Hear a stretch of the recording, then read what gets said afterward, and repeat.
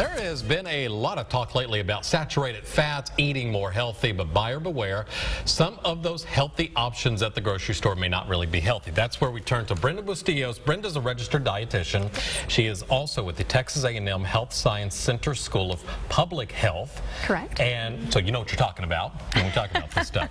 Yes. We're going down the grocery store aisle. We want to eat healthy. There's a lot of products that say low fat, low sugar, healthy options, but it may not always be healthy.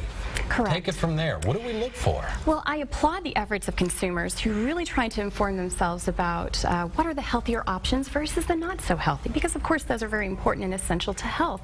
But what's critical to understand is what you see on the label may not necessarily be what is in your food. And what I mean by that is it can be a little deceptive.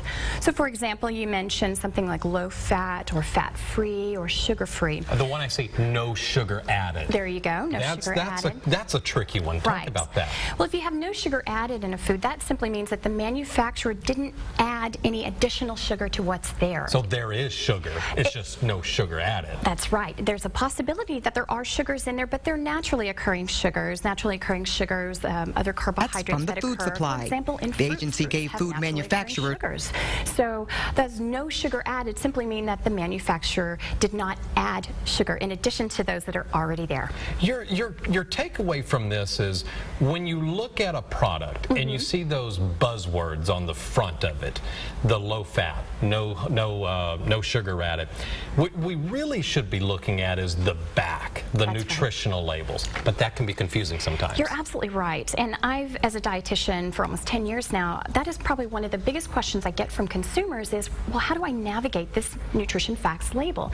One thing to keep in mind, though, is even though those numbers can be difficult to navigate, what's important too is looking at the ingredients that are also in those foods.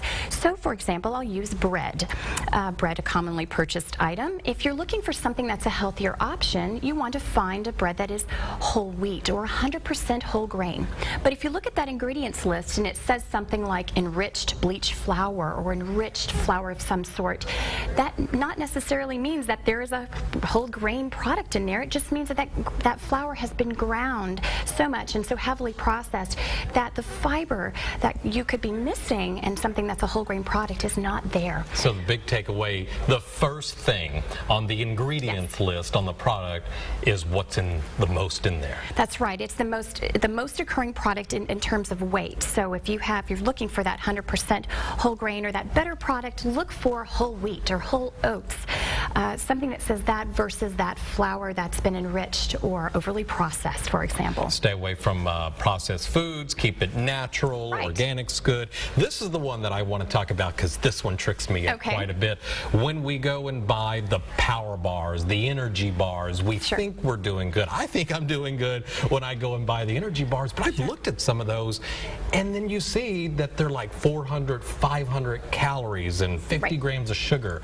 Sure. That's a tricky one right there. Right. Those terms are very catchy, and when we see that perhaps something is marketed as being better for us, once again, turning that label around and looking at those ingredients and really seeing what's in there. If you know that, for example, a power bar or any type of other nutritional bar is going to offer somebody a benefit who has been engaging in some serious strenuous exercise.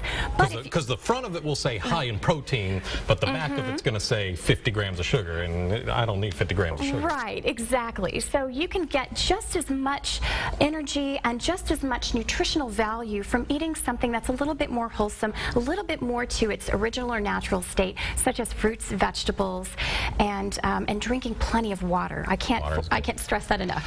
Brenda Bustillos, thank you so much for coming in. I could talk forever about this kind of stuff. So I've posted everything that you're suggesting on our website at kbtx.com. Go to that and we'll give you more information about that. Thank you so much for coming in.